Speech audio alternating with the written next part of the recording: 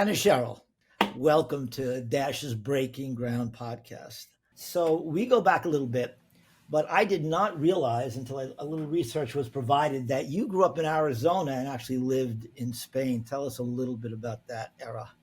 When I was 15, my high school Spanish teacher was from Madrid, and she talked a few of us into applying to be like international students. So we went, or not international students, like exchange students. So I was an exchange student, lived with a family in Barcelona and in a beautiful place on the coast called Tarragona for the summer. Fell in love with the country. I didn't speak a word before I got there, and I came back speaking Spanish.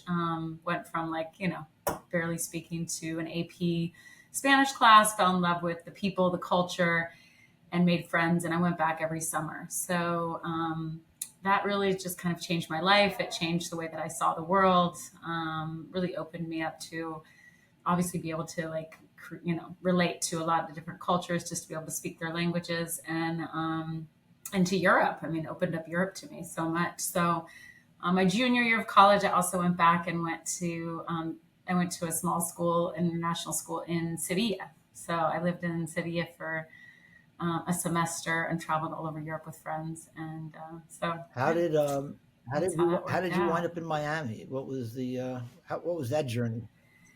So yeah, Arizona was probably a place I loved growing up there. It was a beautiful place to grow up, but living abroad and, speaking different languages and being in different places, it was really kind of hard to go back to like Arizona, which is a very all-American place, but not very many people speaking very many different languages or cultures. I had a boyfriend that was in Boston at the time. And so I went to live there for 6 months. The weather was a little too rough for me. So we chose Miami together. And that was in 1999. We moved to Brickell Key when there was like 3 buildings, no Mandarin, no restaurants, no Brickell, city center, none of that. So wait a minute, you started out, so when you got to Miami, you bought some real estate? Did you actually start as a buyer before you transitioned to doing something else? Yeah, well, my boyfriend at the time, I was helping him with his company, kind of being like helping him with his business plan, and he was looking to purchase, so he kind of put me in charge of that, which was really fun. And we looked on Brickell Key. We were renting in Brickell Key 2, if you remember that building, Well. and Tequestas were going up, and we ended up buying a beautiful place at Brickell Key 1, incredible views. And I just enjoyed the process so much. And I just thought, I want to do this. This is so much more fun than writing your business plan. So I got my license, and soon thereafter I started. How did you find One Sotheby's, or how did they find you? And what was the story behind that coming together? Yeah, Sotheby's actually found me much later in my career because I've had my license since 2000. So I worked for ISG. That was kind of like my real first job. I worked with ISG in developments. I worked at a small company called Suncoast Properties in Brickell Key. And then I met everybody from ISG, and they kind of recruited me to their development sales in Aventura. So I worked for Boca Developers, and I worked for Hampton South. It was like a building in Country Club Drive Circle. Beautiful sales gallery. I got to travel, and because I spoke Spanish, they would take me to, their South American countries with they'd have a real estate attorney, an immigration attorney, and then us to represent developments. So we could kind of give them everything. It was very turnkey. We could offer them like an investment, help them, get into the States and get them here. So I had great contacts over there because of ISG. Had some fun selling their developments. And then I was working at a place called Blue. I don't know if you remember that, like before the design district in Midtown were there, there was, like all the cargo behind it and all that. And Blue was being developed by her. Is that the building right over? That's right. Over 195. That's the one right there. So that's that shape. So Arquitectonica designed it. Hyperion Development was a developer. ISG had the sales. I had sold a couple buildings with them in Sunny Isles and Aventura, and then they moved me there. And there I sold a lot with Harvey Daniels, Eloy Carminate, Stacey Robbins. And I had so much fun with those 3 that Eloy's like, what are you doing here? You could be making so much more money. Come with me. So I went to his little office at Ovallagio, where you were for a while. No? Yeah, I remember. And so I worked out of that office, and he just had a little gold mine there. He had great retail space. He's very smart with his marketing, and we just had a really great time, a great group of people there. I had like a family there of really great agents that I really enjoyed working with. And he actually was bought by Sotheby's, so he partnered with Sotheby's to kind of have. Villaggio was a great brand, but for the price point he was selling and we were all Yep. selling, it made more sense to have a brand like Sure. Sotheby's. So he aligned with Sotheby's maybe like, I don't know, 13 years ago or something, 12 years ago, and so I started with them then. So who actually And the rest is recognized history. that you were going to become the go-to gal, executive rather, to do development sales, new high-end projects? How did that? I mean, did Mai or Daniel just see the genius of you? That's really nice of you to say. Thank you so much. I don't know if we could say all that, but Harvey's like one of my best friends, and he was always in charge of developments there, and he would always, chat with me about stuff. But Eloy put me on one that was called Glass. Renee Gonzalez designed it south of Yep. Fifth, which was a really great development, only 10 residences. That's when Renee and I became very close as well. We knew each other and became really close. And Eloy and I just we kind of hit it out of the park there. He had Eloy's always an incredible salesperson, but we had a great product and something very unique there. So we sold really well, and then we went, and then at that time, all of a sudden, the Surf Club Four Seasons was being designed, and I knew the developer, but Corcoran, I knew Katie Stoka, who was going to be the director of sales. And so her and Corcoran kind of talked to me about it, and they had $1 billion sellout, and I had never done anything at Yeah. that level.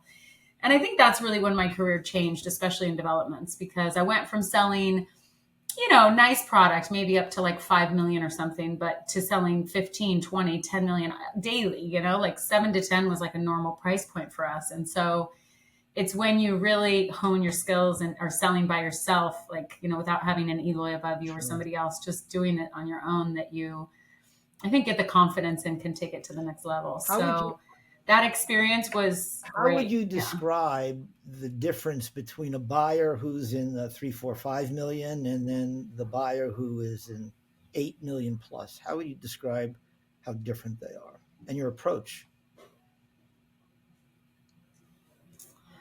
I mean, I think it's a much more sophisticated buyer at a higher level. It can be at the 3 million as well, of course, but most of those people own several properties.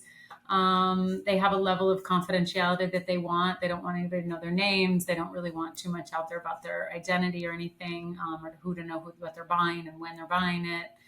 I think they also know a lot about real estate and investments and what's happening in the market. So you can only guide them so much and give them your knowledge of what you know, right? You kind of, I think somebody from 3 million below maybe is going to lean on you a ton more. Someone else maybe only leans on you for local knowledge because they have so much, background on markets and investing and buying real estate in the past. But I think both are challenging. I don't think people think real estate's easy.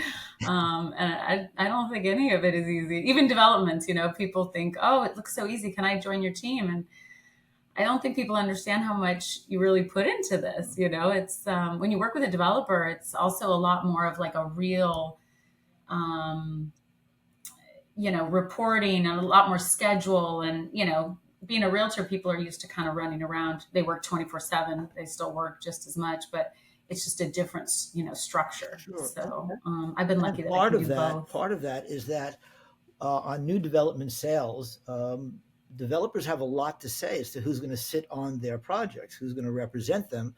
They're the ultimate risk takers. They put a lot of money out there on the hope and the prayer that they've kind of come Absolutely. up with the right answer at the right time with the right pricing. And so just putting anybody in front of buyers or potential buyers, is they're not going to do that. So how would you describe, um, you have a really formidable track record. So, putting Anna Sherrill in, on a $1 billion sellout is not a heavy lift. However, your process of selecting agents that you want on your team, that's different in terms of your process, as well as then getting the developer to approve. So share a little bit with us how you do that? I mean, it's so important the team, just like the team of who is, designing the building, who's behind the building, the developer, all of that. So the team of sales is just as important because you need people with integrity. You need people who are going to show up and who know the business, right? Developer contracts are so different than sales contracts. So you have to really understand what those are. Um, so I think it's really about, creating a team. I always prefer a team that works together. Some developments you walk in the door and you can feel the energy because everyone's competing. I don't really like the energy of that.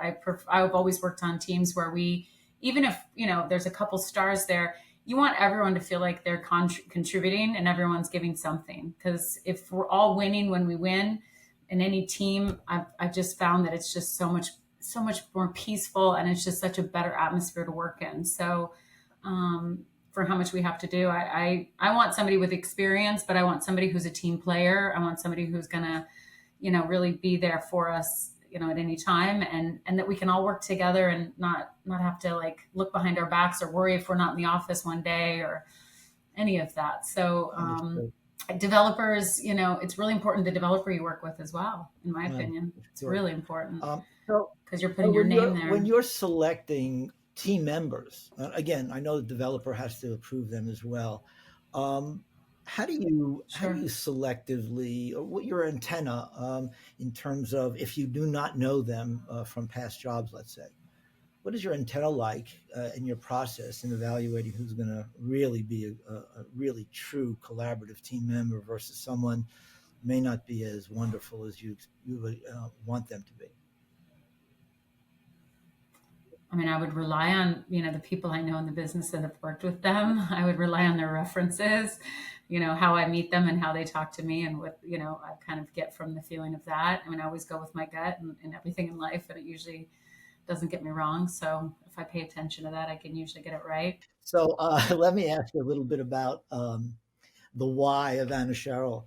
The philosophy about being in this business and having the kind of stellar career that you have. Reputation is so critical in this business.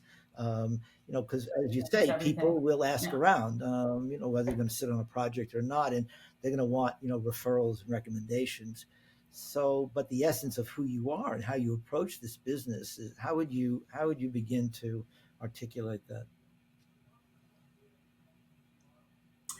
I mean, my why and why I do this is because I really enjoy it. But my why of why I do it now compared to why I did it 10 years ago is because I have a beautiful son at home, and I love my husband and I love our life, and I want to create a beautiful life for us and enjoy it. Selling luxury developments and selling beautiful properties, as you know, is fun because you get to see such gorgeous Yeah. properties. I mean, not even though real estate. I say it's not easy. It's really not easy. It's a lot of work, and there's so many moving parts, and there's so many things that you have no control over. So you just gotta continue going with it. But my why is Max Black and my family. It's really what makes me So, happy. It's what makes so me smile. before If I get in a funk, I look at a picture of Max. that's the why. I get it.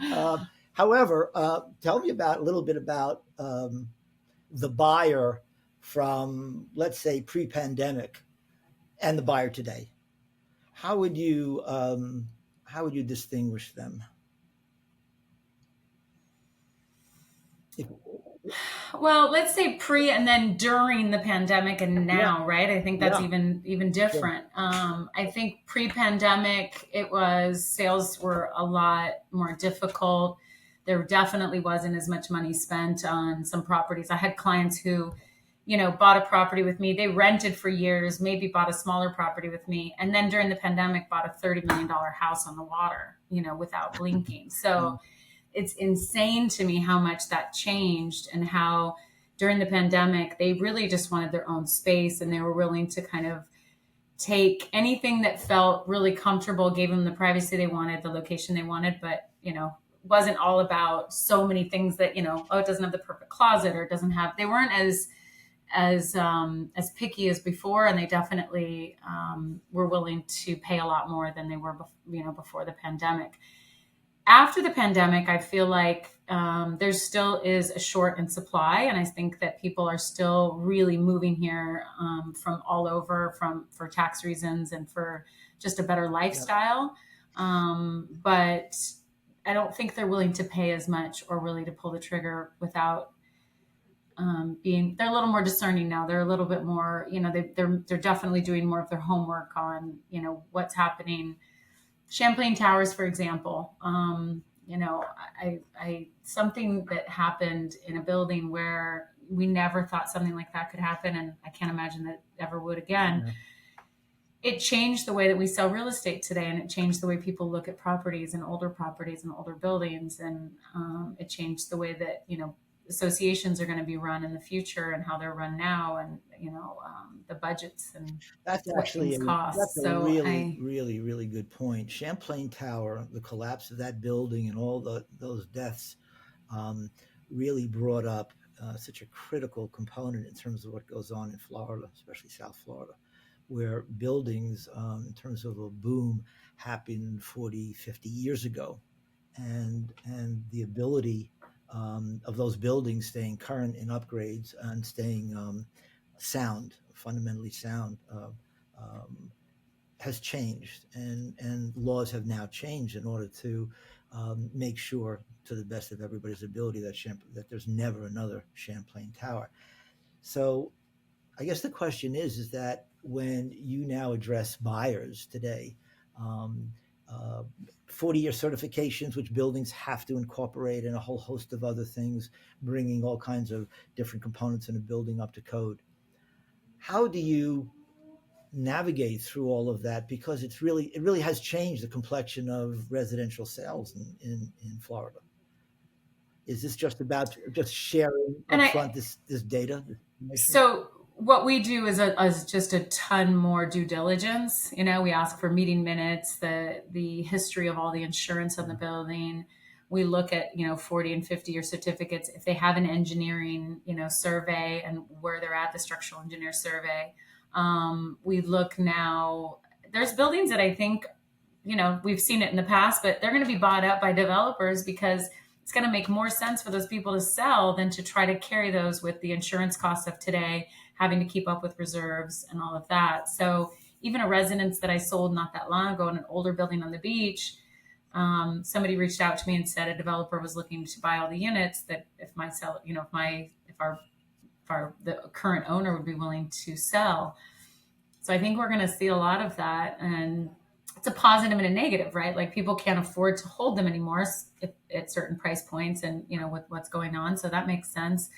But we'll be able to see some new buildings going up on the beach, which is also, I think, at least construction is different, and the code is different, so a lot safer Yeah, obviously, the way which it'll be built. benefits everybody. Let me unpack a couple of things you just said. So, if Yeah, there's a please. limited supply, as it were, of inventory, and buyers post pandemic, let's say now, are more discerning in terms of what they're buying, that affects price to a certain degree. But with a limited Sure amount of does. inventory and all the new construction that we've been reading about, won't really won't come to fruition for another 2, 3+ years. Where do you see that available inventory and yet the negotiation on prices downward for a very discerning buyer? How does that figure in?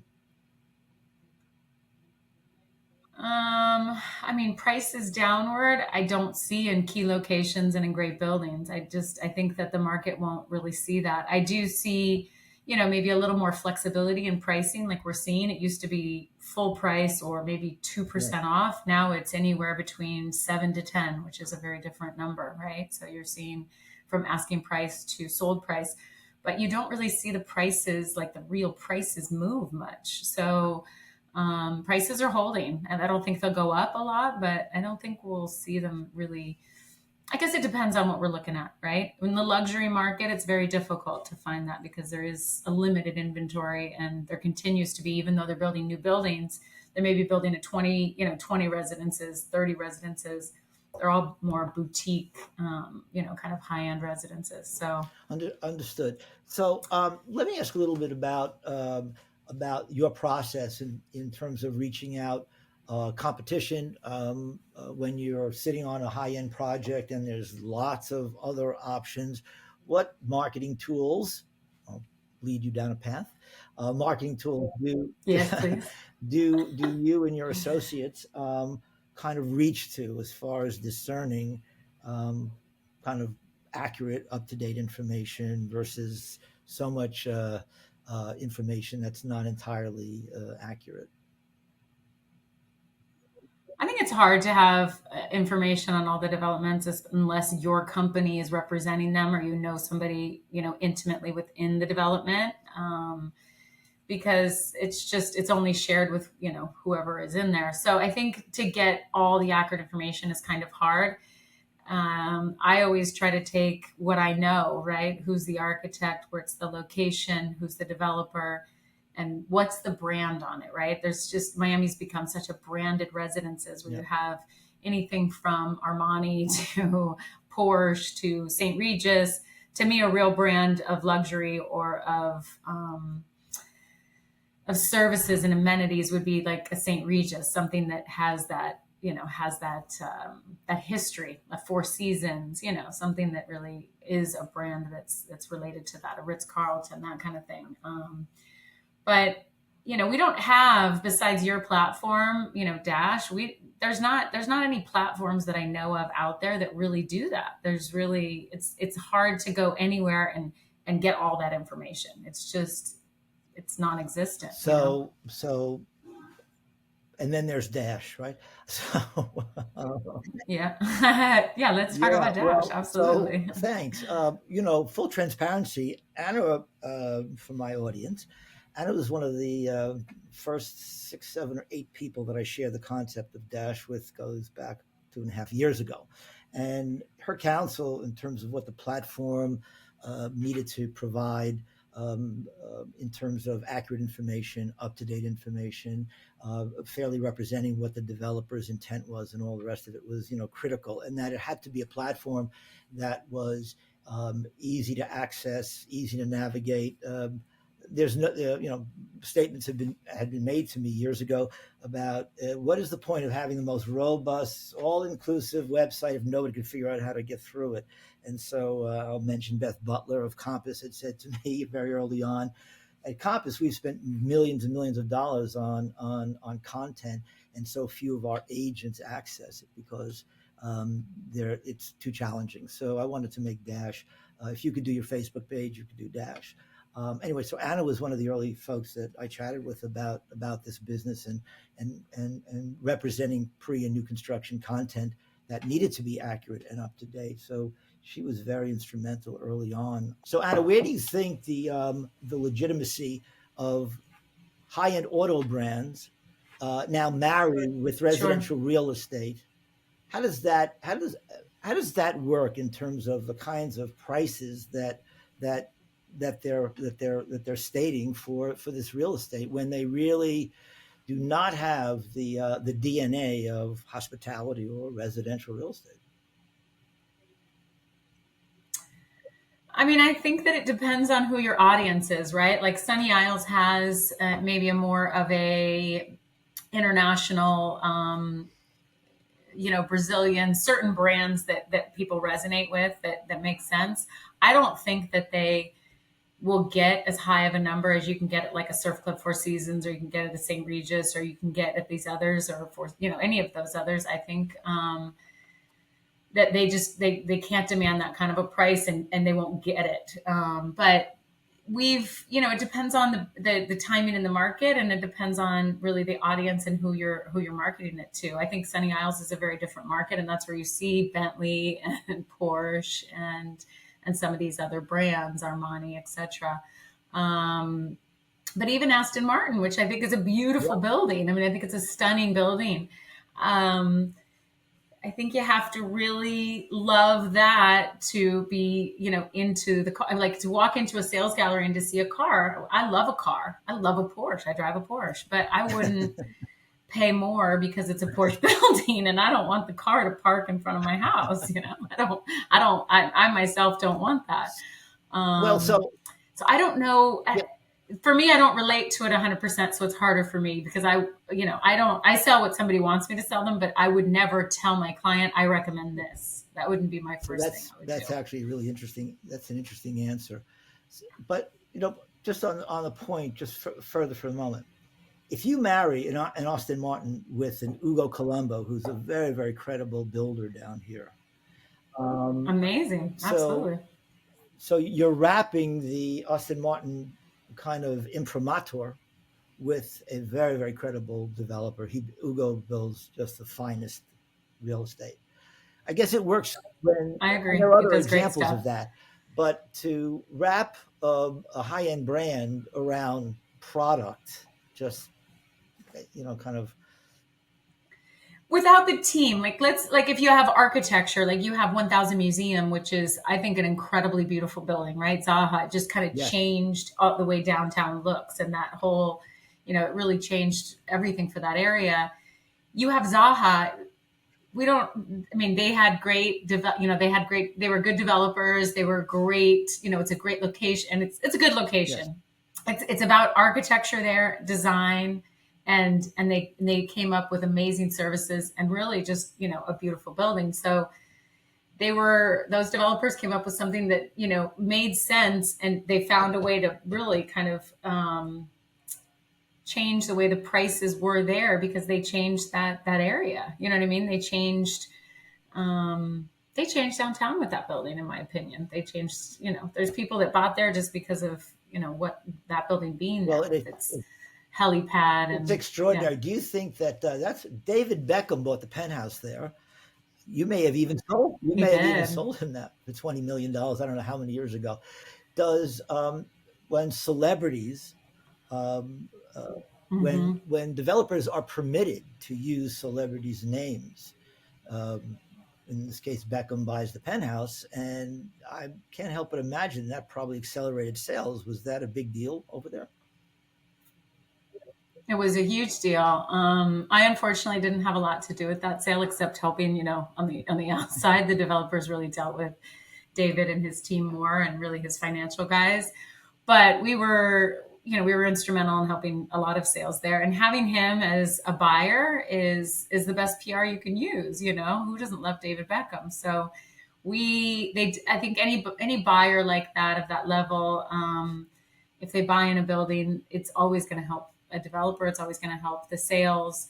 Um, and that building itself had a lot of that. And the ones we could use, we did. And the ones that we couldn't, we couldn't say their names or, couldn't talk Sure. about. It's unfortunate because it would have helped always, continue the sales. But when you can use their names, especially like a Beckham, yeah, people love to live there with him. And they were around a lot, and they were such a personable family and so Yeah. cute, and just yeah, they really were there. It was fun to I see think you're them, right. and I think people I love think being in the that building. building So helped define that neighborhood, that strip where it was. So, Anna, I would be remiss if I didn't, beg you to kind of share some goofy stories about deals or transactions that you were part of after a couple of decades doing this stuff. So, kind of help me along here and tell me a juicy story. No names, but at least circumstances. You have a few, I know. um, yeah. So being really close in that building, showing property, being close to 10 Museum. Well, I don't know if I should even tell this story, but we saw some really interesting people next door, maybe filming something that, porn Well, or for those something people fun who that people don't watch. I know, don't know, but showing property, sometimes I was like, well, wait a minute. ah, So let oh me help this man, along. 10 Museum is next to the building that Anne is talking about, but it also is 2 blocks from 11. And 11 that's true. it's a destination for all kinds of people coming to Miami now. It's a very, very high end Las Vegas. How would you describe 11? And I'm sure you've never been there yourself, but how would you describe 11? Oh yes, I have. No, I have. I think everybody's been once. No, 11 is like, it's a very large club. I mean, it has a restaurant on the rooftop. It's got women, like Cirque du Soleil kind of a show, but with almost no clothes on. Dancers everywhere. I've done that VIP section upstairs. I've gone to the restaurant upstairs. I think that, it's like you said, it's very much Vegas, and that's part of downtown that is interesting, right? You have like club space where, I'm up at 6 a.m. to go work out, and people are coming out of there at 6 a.m. So, and I did that in my, late 20s. So I'm not, there's nothing against that, but it's just different time, I Yeah, guess, different time. yeah. But yeah, Club 11 and all those clubs over there. There's quite a few, I think, strip clubs in that neighborhood and late clubs and Which what so what that so downtown has that a does that help? Does that benefit developers in terms of developing real estate there because they're 9 away from 11 in clubs like that? Does that help? I don't know if that helps something like a 1000 museum, like a Zaha Hadid building with the, residences that go from 7 to, 30 million. I don't know if it helps that sale. It definitely helps the smaller buildings in the area just because it's, something fun and young and there's an energy to it and there's a place people can go late night and, instead of having whatever was there before, empty warehouses or whatever, now Absolutely. it's, a club and a fun place to go have drinks and Let me stuff. ask you. I So know it's probably no longer your sweet spot. Do you have an opinion of what's going on with South Beach? Um, it certainly in the last few years has not garnered the kind of reputation we would like in South Florida. Kind of see stuff happening there, but from a residential standpoint, or future rather, do you see a resurrection of what was once, as I wonderfully remember in the late 90s and early yeah. 2000s, how absolutely fabulous South Beach was. It was such an exciting place to be, uh, It to be was. around.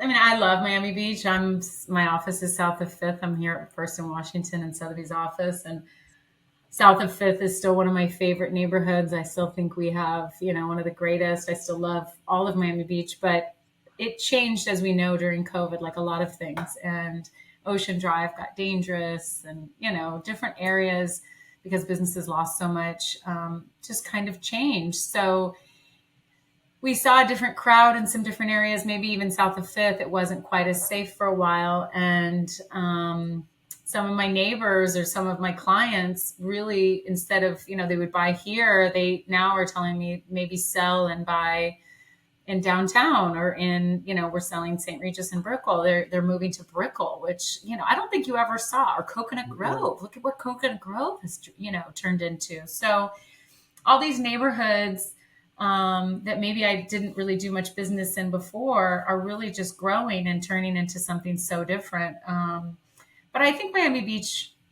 will always have, a special place in my heart, and I'll always love Miami Beach. And I think it will continue to grow and it will continue to go through its stuff. But Venetian Islands, as you and I know, we live right there. It's it's such a beautiful place that just kind of connects, Miami Beach and downtown and Design District and all of that.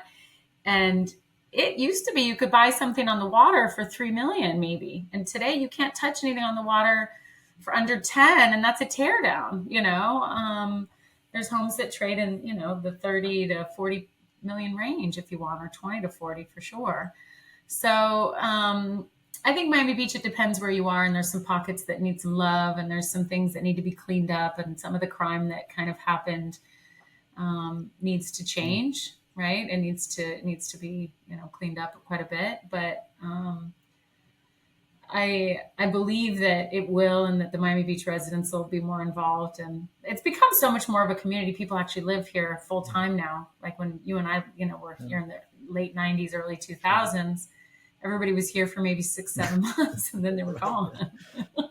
Yeah, and the carnage was left behind um, them. Yes.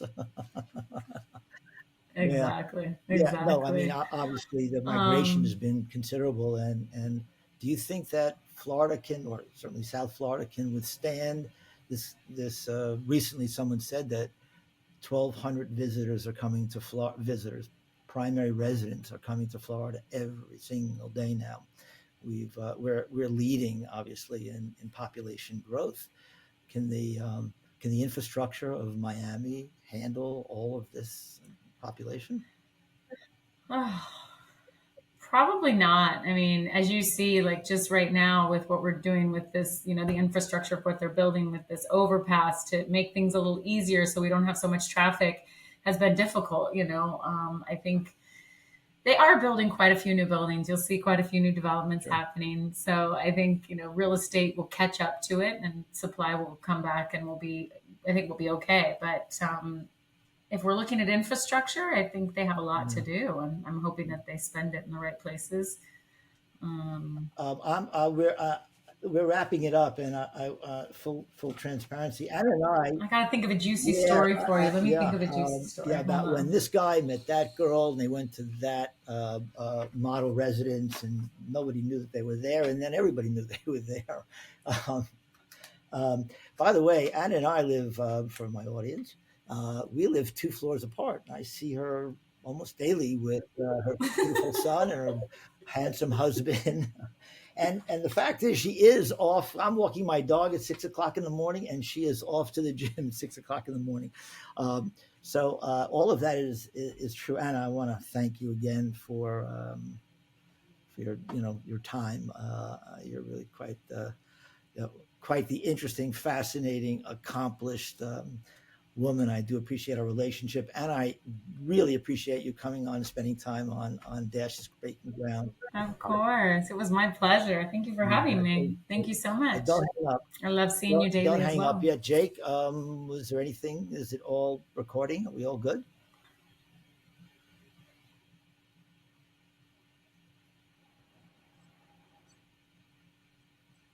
Sure. Yep. Sure. Go ahead. Sure.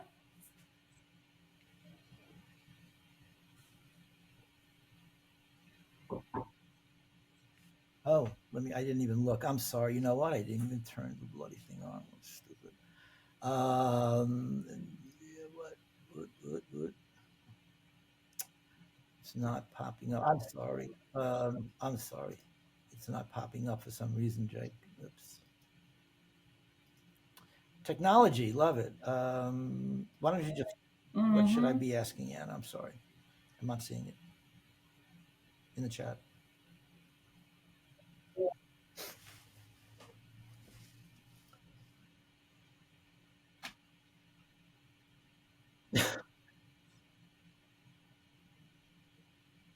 Yeah, let me think about a story. I'm sorry.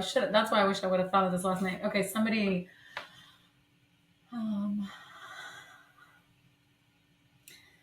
all right. I'm going to go with a seller. Sorry, the question is a goofy, interesting story. Yeah, Anna, being in the business for as long as you've been in the business, have done so much and met some interesting and maybe not so many interesting people along the way. Share a story or two with us about some interesting incident and or experience in a transaction. I have a few. I think like some of my least, well, some of my favorites are, I've had, recently I have a seller who, um, we all deal with different personalities and we understand how things are. And, first we were under contract and everything was moving slow, like moving great on, a condo that he's owned and bought very well. We're selling it for almost double the price. Very excited about it, happy. Then the next day calls me that he's selling it too cheap. Get me out. I don't know what we're doing. That's not that exciting of a story. Let me think of a story. I'm sorry. Fun story. I'm not sure. That, All right. I had clients that were buying a house yep. from me. Oh, that's a bad story. Let's think of, We'll make one up. can we come back? Can we Yeah. come back to this? Let me think about it. Um,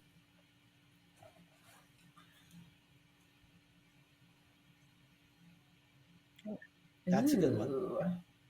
So when you weren't at 11 and you Yeah, exactly. No, it didn't happen at okay. 11. Craziest place I've ever met a client. Yes, Anna. Anna, can you share with us the craziest place that you met someone that became a client?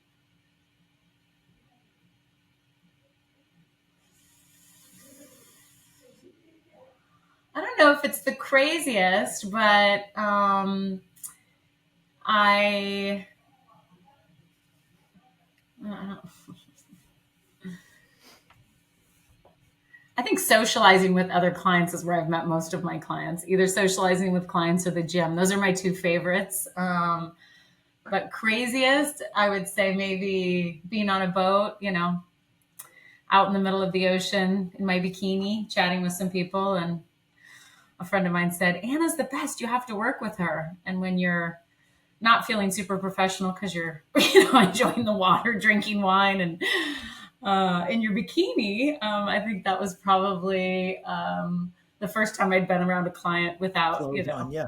So, really, any clothes on or anything. That was kind of probably my one so wait a minute. crazy So I moment of did meeting a client. introduce you as Beauty and Brains. So, beauty kind of transitions to your ability to impress them with your brain power. Yeah, clothed or unclothed. I mean, Yes.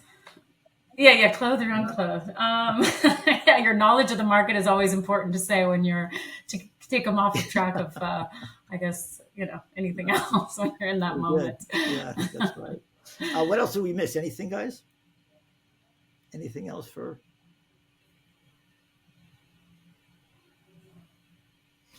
Okay, got it.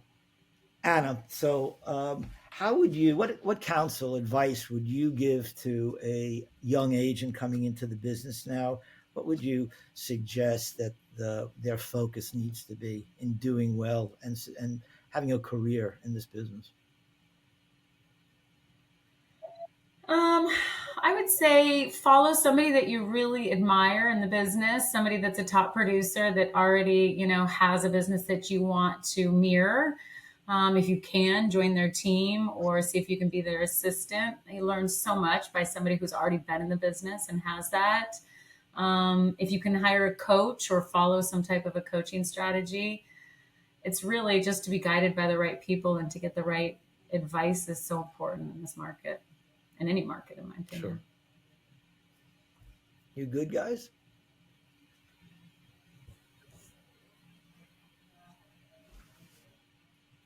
Yeah. So yeah, let me ask this question. So Anna,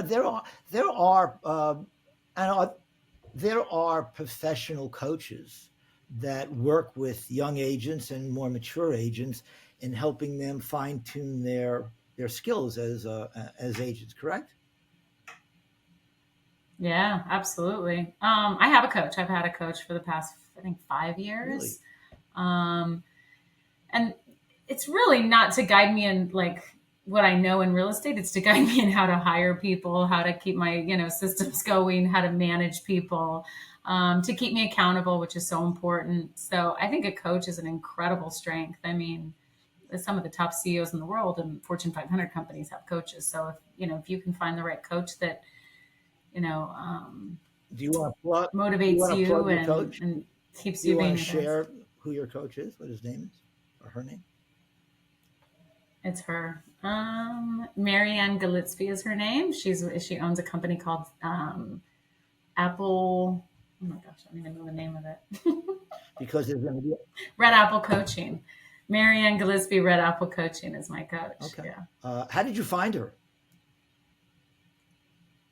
Another agent I know through the Sotheby's Network, who owns her own company in Duxbury, Massachusetts, referred her to me. Interesting. So Interesting. I like that. A lot of people are going to see this, and you know, it's a topic that I'm probably going to try to explore. But it's wise to have. I mean, especially as evolved in your career as you are, that you still think it's important to have someone to bounce off ideas and someone with a with different vision to share with you. I think that's really admirable and smart. Most importantly, smart. thank Yeah. you. Okay. Yeah. Help me with the stuff I'm not great at, like business planning.